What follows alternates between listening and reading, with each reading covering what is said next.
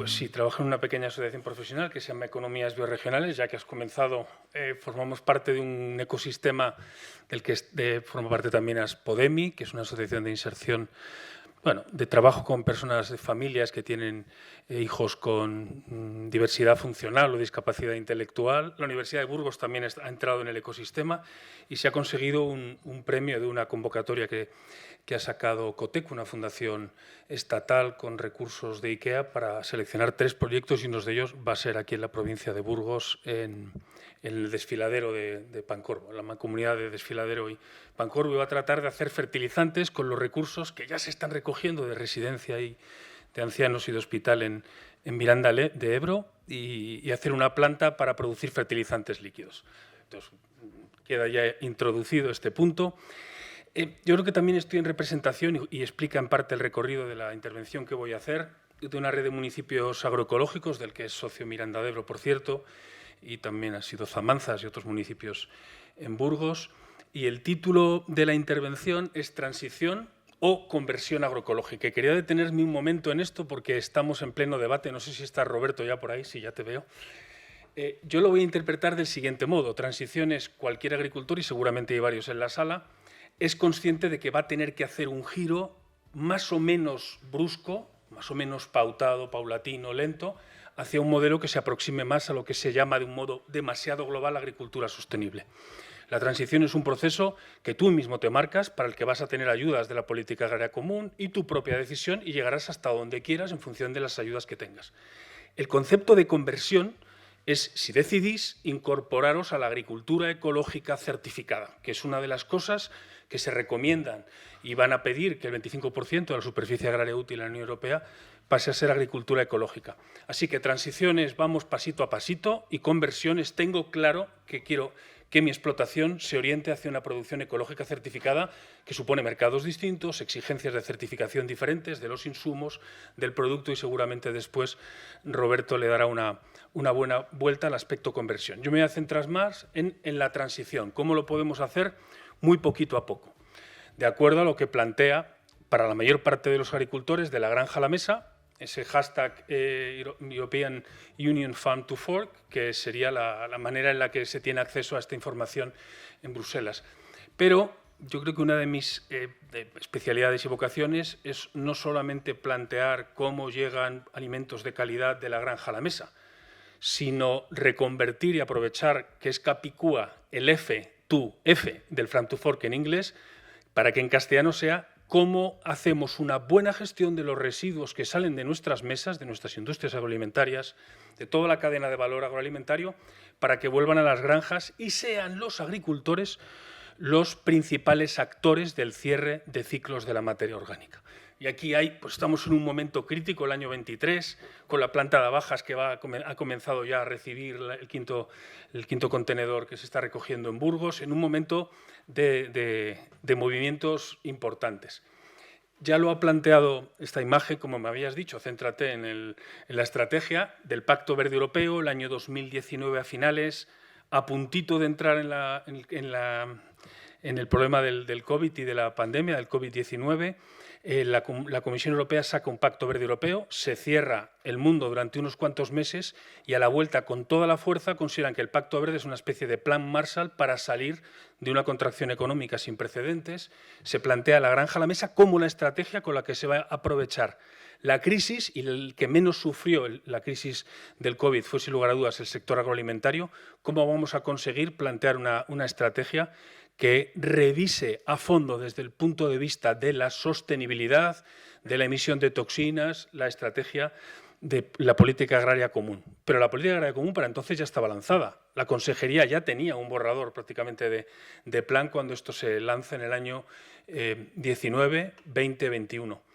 El sistema alimentario sostenible sería el modo en el que ahora mismo, como veis ahí, se ha sometido a consulta pública durante el último semestre del año pasado, del 22, está a punto de ser adoptado por la Comisión y está previsto para el último trimestre de este año 23. Luis ha introducido qué es de la granja a la mesa, y yo le daré alguna vuelta sencilla más. La clave es que en este momento en Bruselas están dialogando entre el Parlamento, la Comisión y en su momento el Consejo de Ministros para, más allá de una estrategia amplia de sostenibilidad, establecer qué es un sistema alimentario sostenible en la Unión Europea.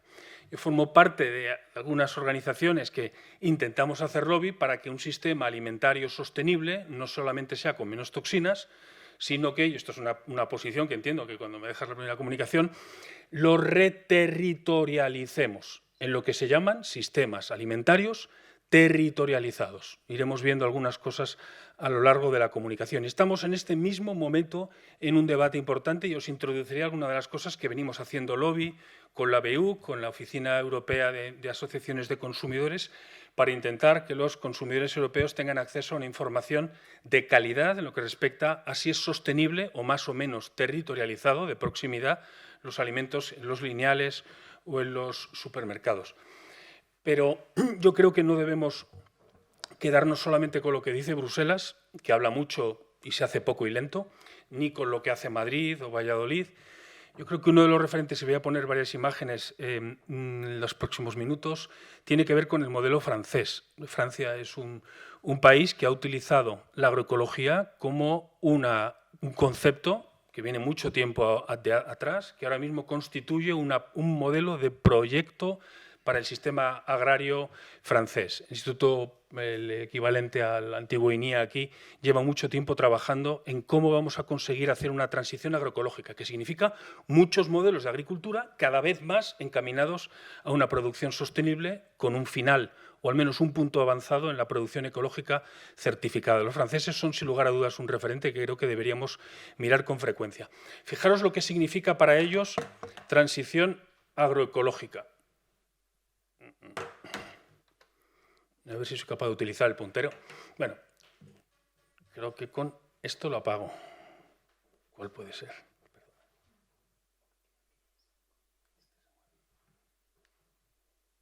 Sí. Bueno, pues fijaros, ahora mismo estaríamos en el entorno al año 2023. La inmensa mayoría de las producciones agrarias en Francia son de color gris. Color gris significa convencional. O sea, la mayoría de las producciones que tenemos también en España. En Francia van unos pasos adelantados. Fijaros cómo a medida que va avanzando las décadas, esas décadas prodigiosas que tendremos por delante con muchísimos retos, el modelo que están planteando desde los centros de investigación en Francia, y el Ministerio lo ve con buenos ojos, es un aumento de nuevos tipos de producción. ¿Cuál es la primera que va a crecer rápidamente? Lo que ellos llaman raisonné, que es una agricultura como la de las fresas. La mayor parte de las fresas o fresones que hayáis comprado este año, el 95% ya vienen de un modelo de certificación que es la producción integrada. Es un sistema de certificación que apenas conocemos en España, pero que los exportadores de frutas y hortalizas, luego hay organizaciones agrarias que nos podéis detallar un poco más. Si alguien quiere exportar frutas y hortalizas en España, tiene que tener algún sistema de producción vinculado a las certificaciones de este tipo. Y ya han crecido extraordinariamente en nuestro país, menos para el cereal en Burgos. Después tendremos otra columna que irá creciendo paulatinamente a lo largo de la década, y esto ha salido refrendado claramente con la estrategia de la granja a la mesa, que es la agricultura biológica. Allí le llaman biológica lo que nosotros llamamos agricultura ecológica certificada. Y después hay 5 o 6 modalidades distintas de agricultura que se refieren a agricultura en entornos forestales, donde, por ejemplo, hace un par de días he visto en Francia unos robledales que debajo del robledal privado han puesto plantas de té. Cuando combinamos el respeto a las coberturas arbóreas, se le llama sintropía ahora, las últimas tendencias, con hacer aprovechamientos que pueden ser ganaderos tradicionales, pero también puede haber frutos del bosque u otras modalidades, o que sería un sistema agroforestal convencional. Hay 1000 modalidades distintas. Lo que es cierto es que el año 2050, algunos seguiréis todavía dando guerra, vamos a tener un escenario completamente distinto y la revolución de la transición agroecológica está en marcha. Y no significa transición agroecológica solamente la producción biológica o certificada en ecológico, sino diferentes modalidades que, asombraros, en el caso francés están, lo recoge el reglamento, supongo que después Roberto nos lo comentará, recoge la posibilidad de que las certificaciones las puedan llevar a cabo grupos de productores en ámbitos territoriales concretos. No creo que sea mucho soñar decir que en una década y media, podamos tener en Burgos cerealicultores que estén certificando su propio grano. de acuerdo con un reglamento, con un modelo de transición que podrá ser la agricultura ecológica certificada, pero que podrían ser otras modalidades intermedias a partir de procesos de colaboración de los agricultores. Y me diréis los agricultores, joder, más líos no me metas. Bueno, la mayoría nos tenemos que jubilar, pero los que van a venir nuevos tienen que venir con las posibilidades de implicarse en el campo como una vocación de cambio de mundo. Es fundamental. Los agricultores, la mayor parte de las incorporaciones, siento no tener los datos, la mayor parte de las incorporaciones están siendo en producción ecológica. ¿Qué significa esto a escala europea? Pues desde el 10 Years for Agroecology, que es un movimiento también de un grupo de investigación francés, que nos daban hace ya 2 años o 3, 10 años para hacer una transición agroecológica profunda. ¿Y qué implica una transición agroecológica profunda en este modelo de la investigación francesa? Pero creo que resuena con lo que década a década va acercándose más a lo que plantea la Comisión y tienen que acabar incorporando consejerías y el Gobierno central. Para el conjunto de la Unión Europea nos dicen que tendríamos que reducir, algo que ya os sonará, porque los medios de comunicación le han dado mucho Pablo últimamente, reducir la importación de piensos, fundamentalmente soja, e intentar buscar una soberanía alimentaria no solamente para las personas, sino una soberanía alimentaria para el ganado. Es muy difícil, pero es parte de la agenda de la transición agroecológica.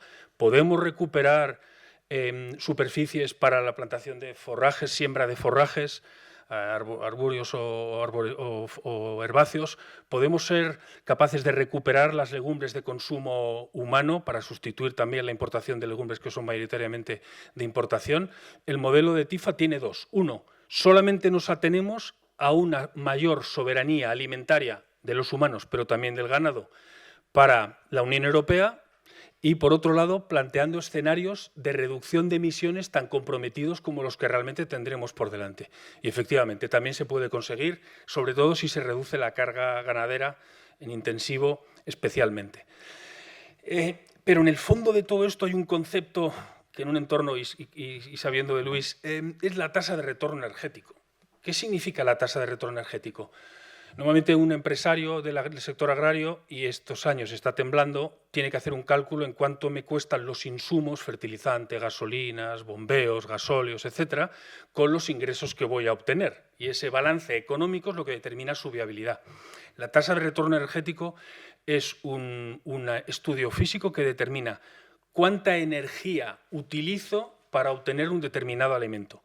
La tasa de retorno energético en los sistemas de cultivo tradicionales chinos estaba en el entorno de 1 a 50. En las granjas inglesas, ya cuando había después de la Ilustración un diseño agroecológico con ganadería, horticultura, frutales y un cierre, la granja era un organismo, como dirían los biodinámicos. La cerealicultura tradicional castellana, y por eso he puesto la imagen, la sitúan en el entorno de las 20, es decir, que obtendría 20 unidades de energía por cada unidad de energía que metíamos en los momentos en los que trabajamos con tracción animal. No hay por qué volver a la tracción animal. La realidad es que en la España actual o el modelo de Estados Unidos o la mayor parte de las agriculturas convencionales consumen más energía de la que obtenemos al final del proceso. Sabemos, hace unos años no, estamos muy atados al petróleo. La tasa de retorno energético también nos está indicando en qué medida estamos produciendo alimentos utilizando de un modo muy intensivo los combustibles fósiles y lo que supone, por otro lado, de emisiones de gases de efecto invernadero. De la granja a la mesa... He apagado, de acuerdo. De la granja a la mesa, esta antena del Pacto Verde Europeo que va a trabajar los alimentos, plantea que el 40% del presupuesto de la política agraria común debe estar vinculado a una acción por el clima. Supongo que después las organizaciones agrarias nos diréis cómo lo estáis viviendo con el programa, con la PEPAC. El 30% del Fondo Marítimo y de la Pesca, no tiene mayor importancia. Importante este concepto, el 50% de la reducción en el uso de plaguicidas de aquí al año 2030. No significa que os certifiquéis en ecológico, pero incluso en convencional habrá que reducir el uso de productos fitosanitarios en la agricultura, lo que va avanzando hacia la posibilidad eventual de una incorporación a la agricultura ecológica. Y esta imagen también la ha puesto Luis, pero parece que nos hubiéramos coordinado. Efectivamente, de la granja a la mesa plantea que tenemos que hacer una economía circular y una de las novedades normativas que yo considero más interesantes de este último año, incluso diría, es que el Ministerio de Transición Ecológica, que sobre todo se ha centrado en transición de la movilidad, en transición del sistema energético, tiene en borrador un documento para permitir que los agricultores que traten residuos propios o de su pueblo o ciudad, el quinto contenedor, si se recoge con suficiente calidad, están exentos de la evaluación ambiental y se entiende que un agricultor, por parte del MITECO, es un actor a la hora de transformar los residuos de la ciudad o del pueblo en un insumo para reducir la compra de los fertilizantes de síntesis.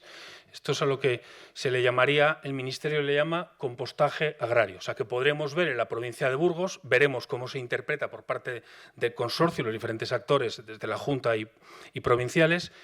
Habrá composteras domésticas, habrá composteras comunitarias, como algunas que ya están funcionando en Riaurín y otras en Burgos, y nos podremos encontrar, y es lo que vamos a intentar trabajar juntos, con agricultores, en concreto vamos a hacerlo en el territorio de Adeco Bureba durante los próximos meses, agricultores que se dediquen a tratar sus estiércoles junto con los residuos que puedan venir de algunos de los grandes generadores urbanos, colegios, residencias, hospitales, etc. Esta norma marca un antes y un después en el papel explícito que el agricultor puede tener como receptor de una renta que ahora va a la gestión de residuos para que complemente rentas.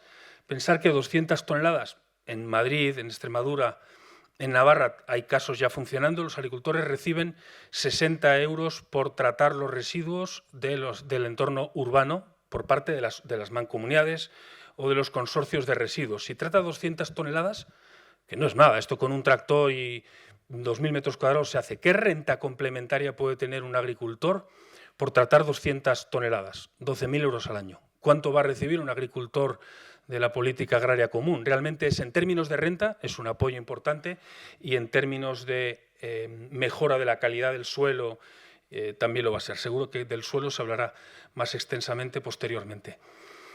El compostaje, algunas de las...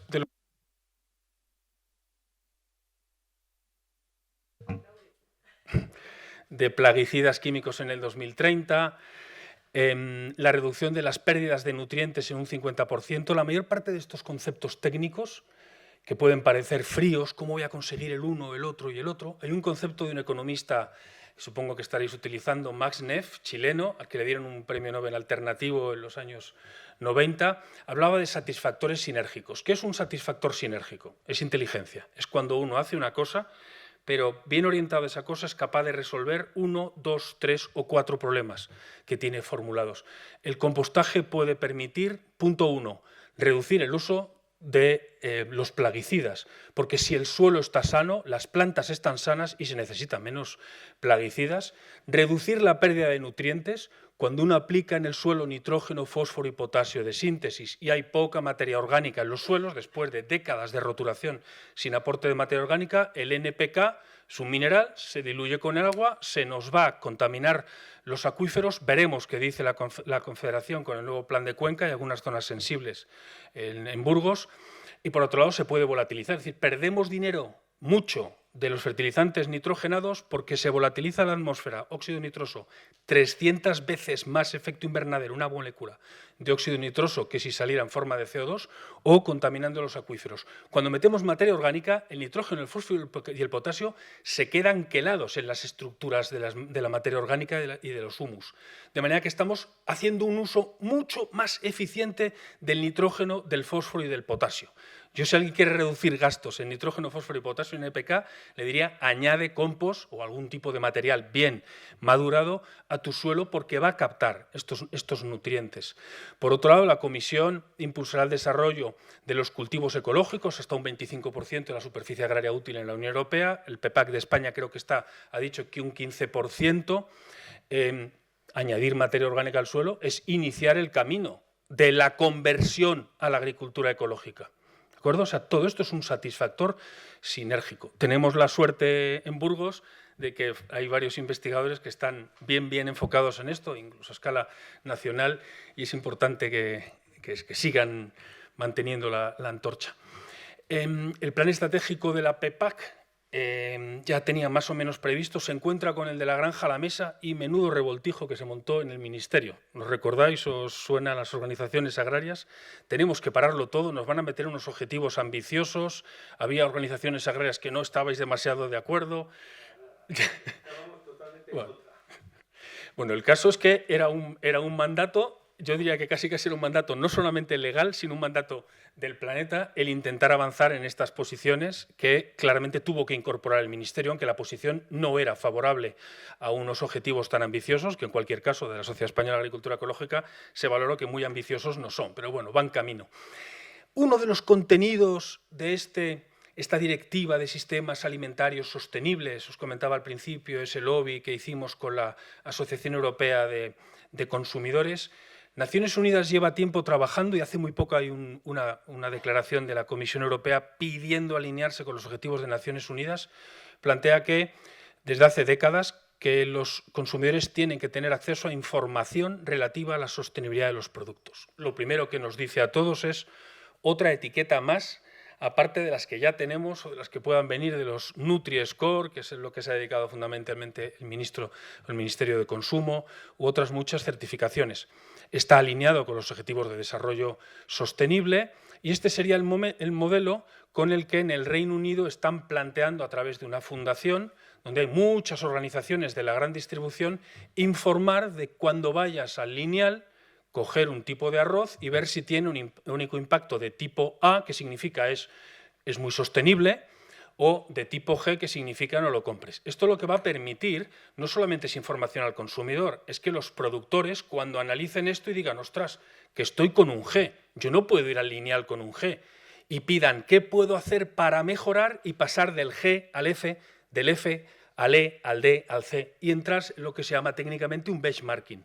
Intentas competir no solamente en calidad-precio, sino en calidad, precio y sostenibilidad. No tanto porque el consumidor lo vaya a seleccionar, sino porque las propias organizaciones quieren tener una buena imagen de sostenibilidad, cosa de la que no nos cabe absolutamente ninguna duda. Este es el modelo en el caso francés de su EcoScore. Como veis, lo tienen integrado también con un modelo de huella muy sencillito, solamente ves el número o la letra destacada y en el color de la hoja. Hemos estado trabajando durante los años de pandemia con el Instituto Madrileño de Investigaciones Agrarias, CECU y diferentes organizaciones, en una posibilidad, va a quedar en nada, de flor de sostenibilidad, donde no solamente es una hoja que le veas el color A, B, C o D, sino que el consumidor más interesado o el empresario interesado pueda analizar pétalo a pétalo en 6 dimensiones cuáles son sus puntos sensibles, donde tiene más puntuación, menos puntuación, de manera que le ayude a avanzar en este proceso de transición. En lo relativo a consumo de energía, que correlaciona con las emisiones de gases de efecto invernadero, el consumo de agua, que es un tema absolutamente crítico, y en el sureste ibérico, al sur del Tajo ya hay problemas serios, la huella social y laboral, que esto no lo plantea desde luego los sistemas de certificación que se están planteando en Francia o en el Reino Unido o los que se están negociando en Bruselas, pero bueno, en su momento hicimos también una huella social y laboral, la utilización de envases y embalajes, reducir el uso de plásticos o de papel de un solo consumo. Cuidado con el papel y el plástico, que un papel de un solo consumo tiene tanto efectos de invernadero y tanto impacto como pueda tenerlo un plástico que tenga ya solamente 2 usos, una reutilización. La distancia kilométrica y comercial que hay que recorrer incluye también el concepto de circuitos cortos de comercialización y, por supuesto, como veis, con la mayor puntuación interna, la biodiversidad y suelo. En este mismo momento, en la Comisión Europea no solamente están trabajando esta directiva de sistemas alimentarios sostenibles, que esperamos que además sean territorializados, sino también están trabajando en la Estrategia Europea de Biodiversidad, que es un aspecto absolutamente clave porque es otro de los mandatos. Probablemente está peor la situación de la biodiversidad, incluso, según la fundación esta sueca, los Rostock, peor incluso que las emisiones de gases de efecto invernadero. Algún detalle más, la comparativa entre diferentes quesos, en la que tú podrías ver si en envases este queso es mejor o peor y te permitiría reflexionar como consumidor o reflexionar sobre el productor qué tiene la competencia. El compromiso cuando lo hicimos es que no era anónimo, de manera que tú solamente sabías que eras el queso 3. no sabías quién era el queso 1, el 2 o el 4 para preservar el anonimato, pero en algún momento esto es una información que está implícito que los empresarios tendrán que conocer. Estos serían los dos modelos. Yo supongo que el de arriba será el que sin lugar a dudas ganará. Las organizaciones de consumidores en Europa o las organizaciones más vinculadas a un movimiento ecologista creo que están, me temo, que tirando la toalla ante la gran presión de la gran distribución, el Open Food Fact, que van a conseguir que el sistema sea muy sencillito y sobre todo vinculado a huella de carbono. Están en debate. Nosotros planteamos un sistema de floor que es un poco más complejo, pero se ve igualmente bien si es A, B, C o D con los colorines. Si tuviera que utilizar una infografía, y lleva tiempo acompañándome esta, no es de la estrategia de la granja a la mesa, pero yo creo que es el modo en el que quiero interpretar lo que en última instancia implica el desarrollo de la granja a la mesa, ese satisfactor sinérgico del compostaje, es entender que de la mesa a la granja hay residuos y el mejor gestor de los residuos puede ser un actor del sistema agroalimentario. En Madrid estamos trabajando con almazaras, con bodegas, en Extremadura también, para que sea el agricultor el que después, en la medida de lo posible, en sistemas de proximidad que tienen más valor añadido y más margen comercial, ir desde la granja a la mesa, lo que se llaman los circuitos cortos de comercialización. Cuando se habla de economía circular, algunas de las leyes de economía circular, no quiero recordar de cuál de las comunidades autónomas es esta, pero si os dais cuenta, aquellas Rs de reducir, reutilizar y reciclar, incorporan otras Rs que nos deben ayudar. La primera de ellas es repensar.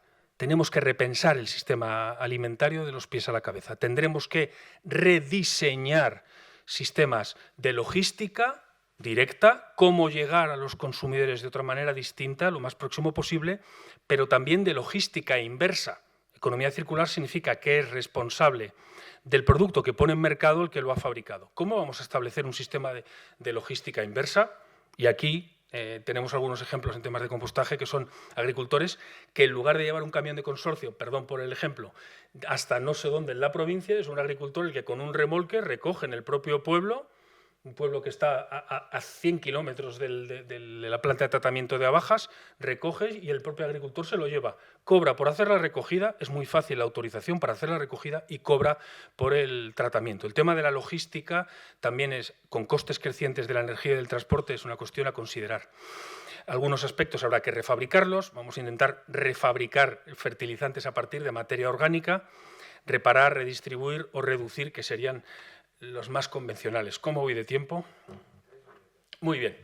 Vuelvo a mirar a Francia. En Francia han incorporado un concepto que nos viene al pelo y que yo espero que va a entrar en la agenda rápidamente del Ministerio, siempre con un poquito de retardo, que es el concepto de los MAFOR, materias fertilizantes de origen residual. Y aquí tenéis cuáles serían las principales. Esto es lo que hemos hecho el análisis en el territorio de Adecco Bureba durante este año pasado. Los flujos, la cantidad de bio-RSU son los residuos sólidos urbanos de competencia municipal, parques y jardines, los residuos de los comedores. Por otro lado, los residuos agrícolas y ganaderos, agrícolas a muy poco porque hay una muy buena valorización de las celulosas, de las pajas del cereal o de la colza, pero sí que tenemos bastantes estiércoles con un modelo de gestión que está al límite en muchos casos, y luego otros que aquí no se han considerado, pero que deberían incorporarse, que son los biorresiduos de las industrias alimentarias y los lodos de depuradoras. Los lodos de depuradoras tienen un problemón, porque también transcribiendo directivas europeas, la ley que está en vigor ahora mismo del año 22, la 7 del año 22, que se llama Ley de Residuos, de suelos contaminados y de economía circular, reconoce que los lodos son un factor de contaminación, igual que lo son los purines, y va a reducir la posibilidad de hacer aplicaciones directas de los lodos de las depuradoras, de las estaciones depuradoras, de la ASEDAR a los suelos. Los lodos se compostan, es un material muy húmedo y muy nitrogenado, lo combinas con materiales forestales que son más bien secos y tienen más carbono, con las leñas, y se pueden compostar. Una vez compostados, el compost no solamente va a retener y gestionar con inteligencia el nitrógeno, el fósforo y el potasio, sino que va a permitir inmovilizar los metales pesados, que es uno de los problemas que tienen los lodos de las depuradoras. Esta es la última imagen, y ¿me dejas, Luis? Justo. Bueno, esta orden ministerial que os comentaba de Miteco que se publicó el día 13 de febrero de este año 23, le llamamos también de descentralización, porque entiende que aunque hasta ahora hemos pensado la gestión de los residuos, fundamentalmente los urbanos, de un modo como el de la imagen de la derecha, que es Galicia, en el año 2021 tenían un sistema más o menos comarcalizado de grandes plantas provinciales. A la izquierda veis el modelo que creemos que es el que está cargado de futuro. No es que un ingeniero, y vengo del sector, no es que un ingeniero decida dónde vamos a optimizar el desplazamiento de los residuos, sino que una administración local, igual que licita el bar de un pueblo, o el hogar del pensionista, o la piscina en verano, licitará, tengo 80 toneladas de materia orgánica, estoy dispuesto a pagar 15 kilómetros de desplazamiento. ¿Quién de los actores del territorio en proximidad está interesado en quedarse con la materia orgánica? Esto puede reducir a más de la mitad los costes de la gestión de los residuos urbanos y permite que nos encontremos con un escenario muy orgánico en el que, como las setas salen en el monte, donde hay buenos árboles y buenas relaciones hongo-planta, tengamos agricultores que sean los que puedan hacer la gestión de la materia orgánica. Esto es un ejemplo de aplicación de la granja a la mesa y de economía circular. Muchas gracias y perdón por la rapidez.